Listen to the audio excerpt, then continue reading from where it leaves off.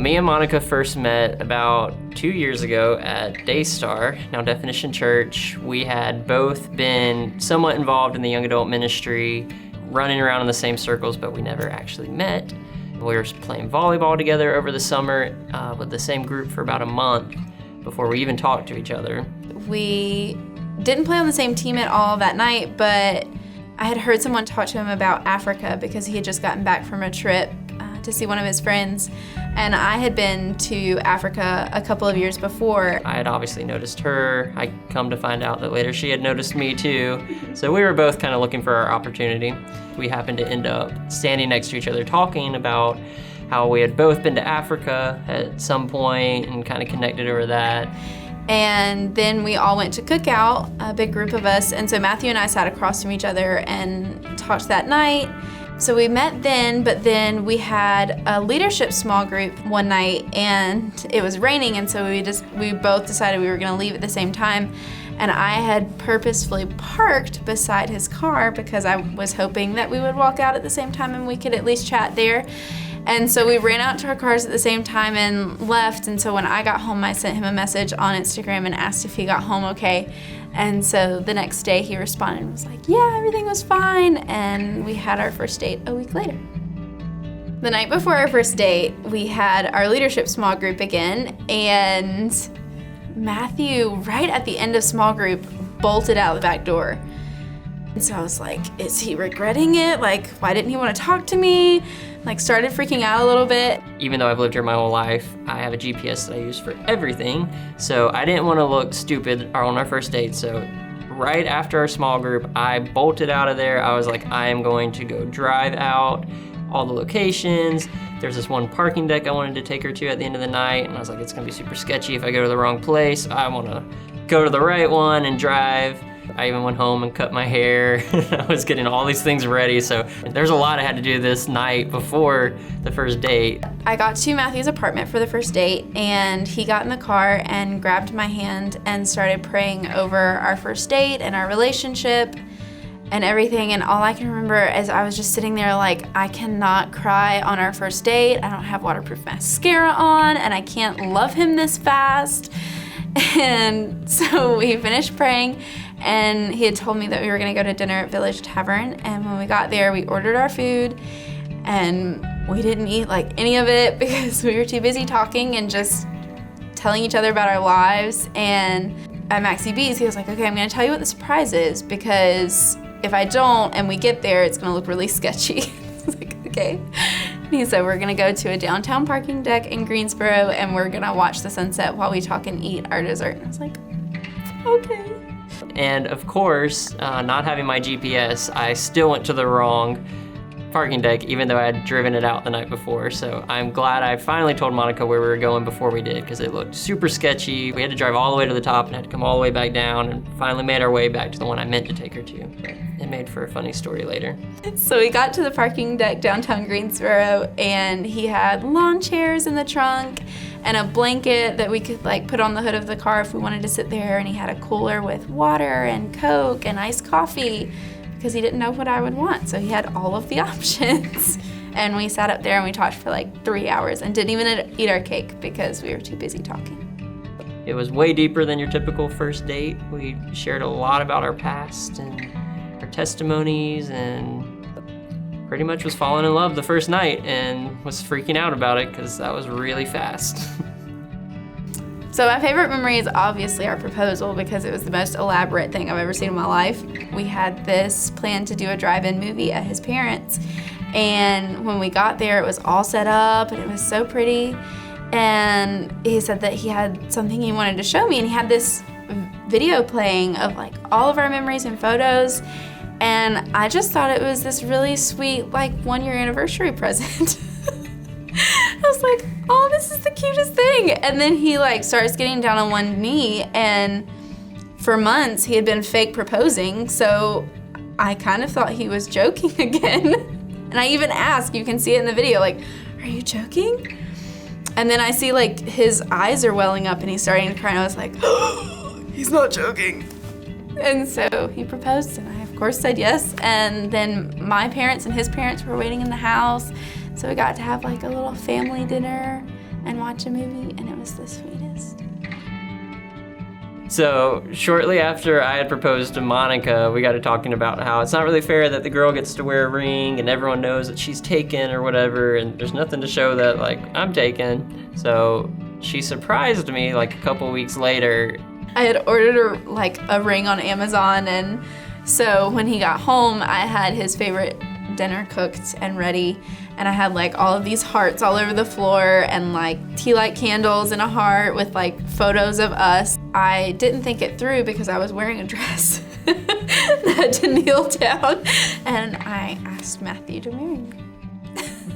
I said yes. And Matthew said yes.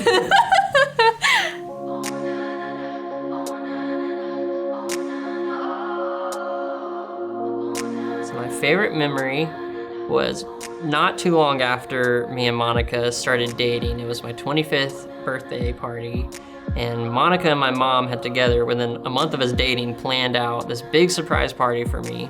And a lot of my past right before that had been a lot of hurt and lost friendships and stuff.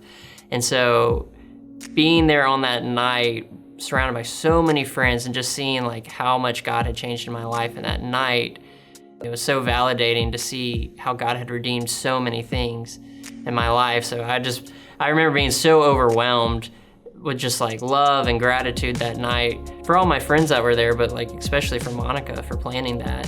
She even gave me this gift, this like scrapbook where she had tracked down like all of my friends she had not even met yet because we'd only been together a month.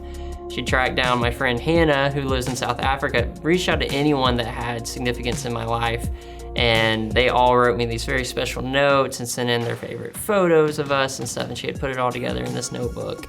And so I just remember flipping through that and like trying not to cry in front of all these people standing there. I probably teared up, I don't remember, but it was really overwhelming in the best way. I can't pinpoint the exact moment that I was like, I'm in love with Monica. But if I wasn't already by that point, that night for sure was like, I was ready to marry Monica. And I told her that night. That was the first night. Like, we'd only been together a month. I know it sounded crazy at the time, but I knew I was ready to marry this woman.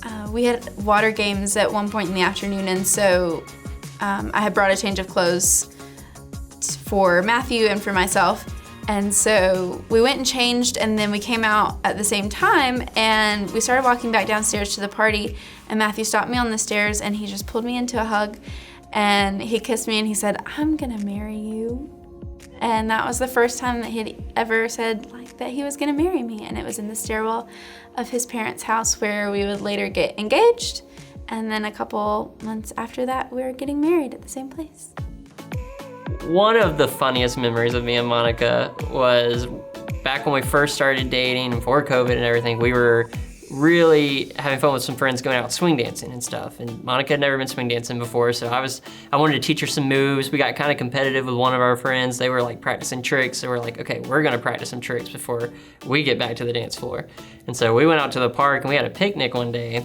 And so in the park, in public, we're like, oh, let's look up some really cool like tricks we can do. So we're watching YouTube videos and we find this one that we're like, it looks complicated, but we think we can do it. So me and Monica like practice a few times. It's not going well, but we finally are like confident enough that we can try it. And it's kind of tricky because the move, like her leg kind of goes over my head, and in theory it should work and it's not inappropriate. But we go for the move. Monica's leg like is stuck on my shoulder. She's like in the air. This guy happens to be walking by at the same time. And I don't know this, but Monica and this guy have like locked eyes, and she's like, put me down. And she's just stuck, and it happened so fast, but like it was embarrassing for her and really funny to watch back later because we completely failed, and it was really awkward and looked super inappropriate, not intentionally, but it happened. So our funniest memory has to do with his sister-in-law, Lauren, because we went to Cookout that night that he and I talked about Africa and all of that. So one of the first times that he and I had ever talked, but we had seen each other, we sat down at the table and we were just talking for a little bit, and he mentioned his brothers, and I don't know what prompted me to ask if he knew someone named Lauren Taylor. Lauren had, from time to time, checked in with me, and she's like, have you met anyone, blah, blah, blah, blah. Well, I so happened to have told her about Monika at this time. I was like, well, I noticed this one girl, but I didn't know anything about Monika. I didn't even know if I really liked her at that time because I didn't know her. Of course, my sister-in-law goes and proceeds to add Monika on Facebook.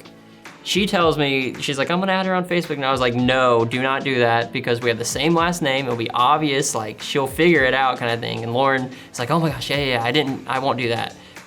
Because this girl had friend requested me like weeks before this, and I didn't know her, but she had mutual friends, some of them being like Matthew and some of our friends from Daystar. And so I was like, do you know Lauren Taylor? And you just saw this like face of like deer in the headlights. And he was like, yeah, that's my sister-in-law, why? And I was like, oh, she just friend requested me on Facebook a couple weeks ago. And in that moment, I wanted to die and or kill Lauren because I was mortified. I was like, this girl is gonna think I'm a creep. I'm telling my sister-in-law about her before we've even had a conversation and stuff. Luckily, Monika found it funny, although I played dumb in the moment and was like, wow, that's so crazy that she added you, that's weird. And I waited a good month until we were dating to finally tell her the actual truth when I was a little more certain that she wasn't gonna run away.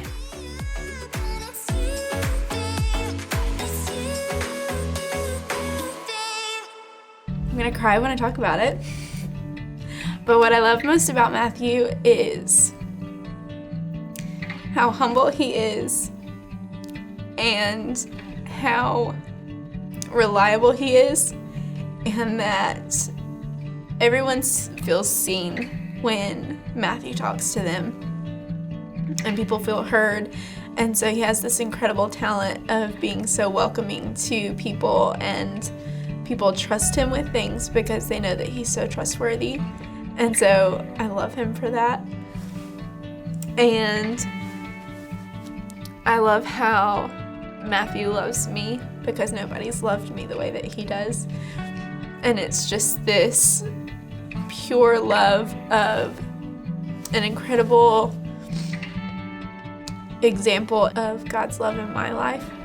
And I don't have enough time to tell everybody everything that I love about Matthew, but those are some of the things that I love about Matthew. I've met people that care about other people and that are super thoughtful, but Monika takes that to a whole nother extreme. She will knowingly hurt herself in order to love someone else.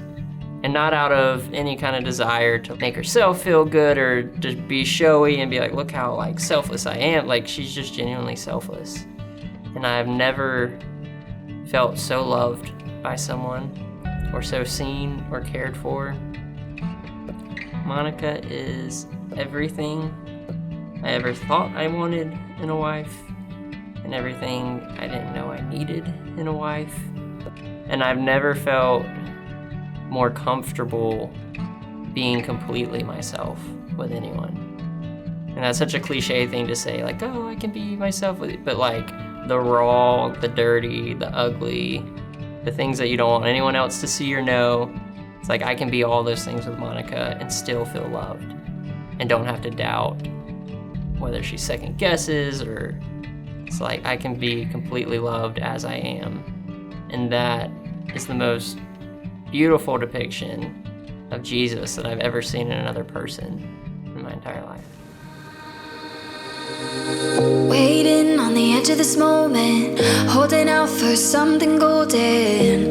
Found a light on a hill. I was waking up, looking for peace in a world that's divided. Gotta hold on tight when you find it. I was turning around, I was waking up. You're pulling me right in, rotate to you again. I'll live the rest of my life by your side. I wanna stay here forever, playing it on like the radio. Don't see how it could be better, all I know is don't let go.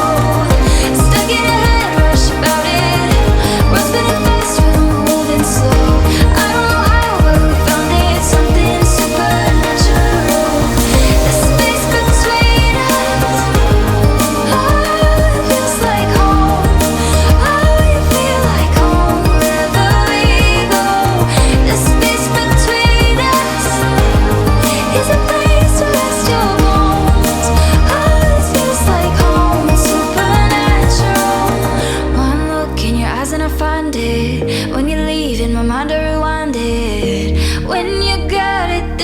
good, you don't fight it. When you're with me, nothing else matters. On gray days, I live in your laughter. I collide with your heart, I'm seeing stars. I let go of the past, I know this too shall last. Now I've been waiting all day to let you know that I wanna stay here forever, playing it on like the radio. Don't see how it could be better, all I know is don't let go. Stuck in a head rush about it, world's spinning fast, we're moving slow. I don't know how, but we found it, something supernatural. The space between us, oh, it feels like home. Oh, you feel like home wherever we go. The space between us is a place to rest your bones. Oh, it feels like home, it's supernatural. I wanna stay here forever, playing it on like the radio. Don't see how it could be better, all I know is don't let go. Stuck in a head rush about it, what's spinning fast, we're moving slow. I don't know how, but we found it, something supernatural.